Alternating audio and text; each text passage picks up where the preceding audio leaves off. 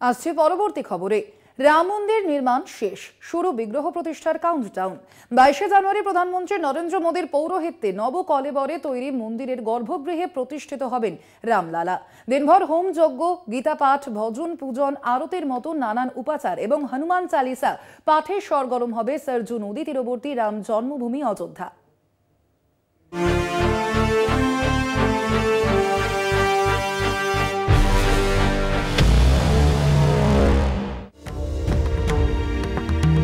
বাবরি মসজিদ ও রামের জন্মস্থান সংক্রান্ত বিতর্কের সমস্ত হার্ডেল পেরিয়ে নব কলেবরে রাম মন্দিরের উদ্বোধন এখন কেবল সময়ের অপেক্ষা। 2020-র 5ই ফেব্রুয়ারি নব কলেবরে রাম মন্দির তৈরির কথা সংসদে ঘোষণা করেন প্রধানমন্ত্রী নরেন্দ্র মোদী। তার 6 মাসের মাথায় 5ই অগস্ট প্রধানমন্ত্রীর হাত ধরে হয় মন্দিরের ভূমি পূজন। 40 কিলোগ্রাম ওজনের রূপোর ইঁটে স্থাপিত হয় ভিত্তিপ্রস্তর। এরপরে প্রায় 3.5 বছরের লাগাতার পরিশ্রমে শেষ হয় মন্দির তৈরির কাজ।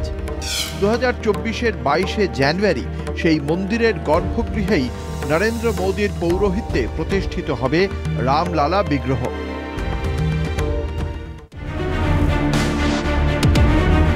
তবে এই দীর্ঘ পথ পেরোনো কখনোই সুখের ছিল না। বিতর্ক জুড়ে ছিল গোড়া থেকেই, এবং সেই বিতর্ক কেবল রাজনীতির গণ্ডিতে আটকে ছিল না, ছড়িয়ে পড়েছিল সমাজের নানা স্তর ও নানা পেশার লোকজনের মধ্যে। হিন্দু সংস্কারে ভগবান বিষ্ণুর অবতার হিসেবে পূজিত হন ত্রেতা যুগের দশরথ পুত্র রাম।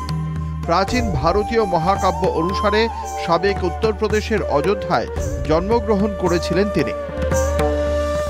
16শো শতাব্দীতে মুঘল আমলে যে স্থলে বাবরি মসজিদ তৈরি হয় সেটাই রাম জন্মভূমি বলে দাবি কট্টর হিন্দুত্ববাদী একাধিক সংগঠনের নেতাদের।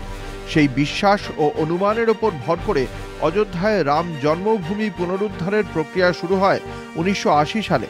বিতর্কিত জমিতে রাম মন্দির নির্মাণের দাবি নিয়ে আন্দোলনে নামে বিশ্ব হিন্দু পরিষদ। 1989 সালে আন্দোলনের মধ্যে মসজিদ সংলগ্ন জমিতে মন্দিরের ভিত্তিপ্রস্তর স্থাপন করে ওই কট্টর হিন্দুত্ববাদী সংগঠন, যা নতুন করে বিতর্কে ইন্ধন যোগায়। কার্যত সেই ইন্ধনেই দেশের রাজনীতিতে নেমে আসে এক অন্ধকার দিন। 1992-এর 6 ডিসেম্বর লক্ষাধিক কর সেবকদের ছেনি হাতুড়ির ঘায়ে বিক্ষত হয় বাবরি মসজিদ। জয়ের আনন্দে মেতে ওঠে বিশ্ব হিন্দু পরিষদ ও ভারতীয় জনতা পার্টি। করসেবকদের সেই তাণ্ডবের আঁচ ছড়িয়ে পড়ে গোটা দেশে। মাথা চাড়া দেয় সাম্প্রদায়িক হিংসা। নগর শহর তো বটেই, বিভিন্ন রাজ্যের প্রত্যন্ত প্রান্তের অশান্তিতেও প্রাণ যায় বহু মানুষের। ধ্বস্ত হয়ে যায় জনজীবন, স্তব্ধ হয়ে যায় যাবতীয় রাজনৈতিক কর্মকাণ্ড। জলপাই রঙের পোশাকে ভারী বুটের শব্দে ঘরবন্দি হয়ে পড়ে সমাজ জীবন। একসময় ধীরে ধীরে শান্ত হয়ে আসে দেশের সামাজিক আবহ। তারপরেও অবশ্য অযোধ্যার বিতর্কিত জমিতে রাম মন্দির তৈরির গোঁ থেকে এক চুলো সরে আসেনি বিজেপি। উল্টে 1989 সালের শেষের দিকে বিশ্ব হিন্দু পরিষদ ও একদল সাধুর উপস্থিতিতে বিতর্কিত জমির পাশে পাথর পুঁতে মন্দিরের ভিত্তিপ্রস্তর স্থাপনের দাবি করেন। যদিও পরবর্তী বছরগুলিতে সেসব বিতর্ক পেরিয়ে অযোধ্যা এখন কেবলই রাম মন্দির উদ্বোধনের অপেক্ষায়। কেমন হবে সেই মন্দিরের সাজসজ্জা? একটি মঞ্চের ওপর দাঁড়িয়ে মন্দিরের মূল কাঠামো। মন্দির লম্বায় 360 ফুট, চওড়া 235 ফুট, উঁচু 161 ফুট। পুণ্যার্থীদের যাতায়াতের সুবিধার্থে 16 ফুট চওড়া সিঁড়ি। গুর্জর ও চালুক্য স্থাপত্যে নির্মিত মন্দির 3 তলা বিশিষ্ট। মন্দির চত্বরে প্রার্থনা সভা, সংগ্রহশালা, প্রেক্ষাগৃহ। মূল মন্দিরের গর্ভগৃহ অষ্টভুজাকার আকৃতির। গর্ভগৃহ ও মন্দিরের প্রবেশপথে 5টি মণ্ডপ। 3টি মণ্ডপ কুড়ু, নৃত্য, রঙ্গের, 2টি কীর্তন প্রার্থনার। 5টি মণ্ডপের চূড়ার মধ্যে সবচেয়ে উঁচু গর্ভগৃহের চূড়া।